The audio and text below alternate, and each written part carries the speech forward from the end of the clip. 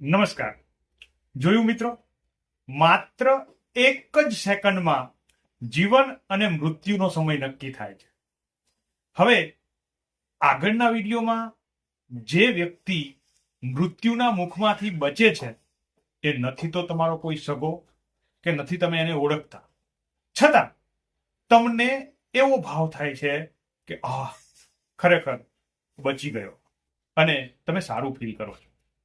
આગળની જે ક્લિપમાં તમે જોયું એમાં જે વ્યક્તિ મોતના મુખમાંથી બચે છે એ પોતાની ભૂલને કારણે એ પરિસ્થિતિમાં ફસાયેલો હતો અને કોઈ વ્યક્તિ આવી અને એને બચાવે છે, તો પણ આપણને બહુ સારું ફીલ થાય છે કે એની લાઈફ બચી ગઈ. પરંતુ આજે આપણે એવા ક્રાંતિકારીની વાત કરવાની છે કે જેને પોતાનો જીવ કોઈ પોતાની ભૂલને કારણે નહીં, પરંતુ આપણને સ્વતંત્રતા મળે, ભારત માતાને આઝાદી મળે એટલા માટે પોતાનો જીવ જોખમમાં મૂક્યો હતો અને છેલ્લી ઘડીએ એવો બનાવ બને છે જેના કારણે એનો જીવ બચી જાય છે.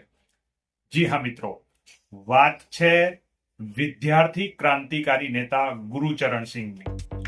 ગુરુચરણસિંહ જે છે એ ક્રાંતિકારી વિદ્યાર્થી નેતા હતા.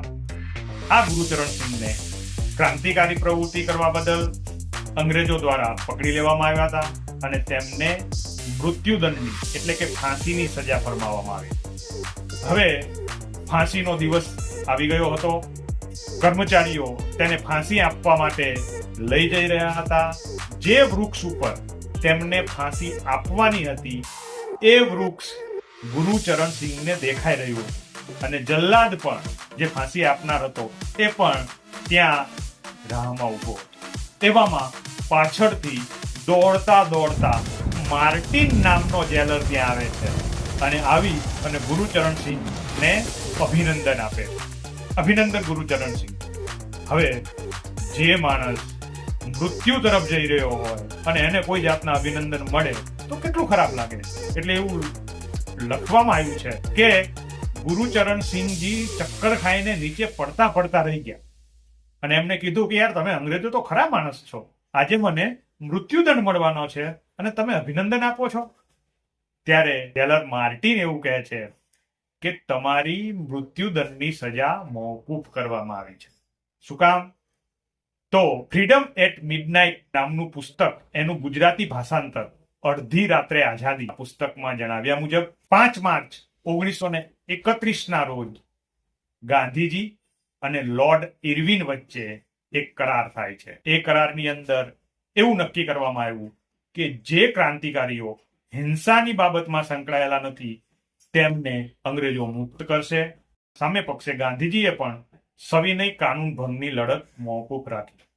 હવે આનો વિરોધ પણ થયો. ભારતના તે સમયના કેટલાક ક્રાંતિકારીઓએ ગાંધીજીના આ પગલાનો વિરોધ પણ કર્યો.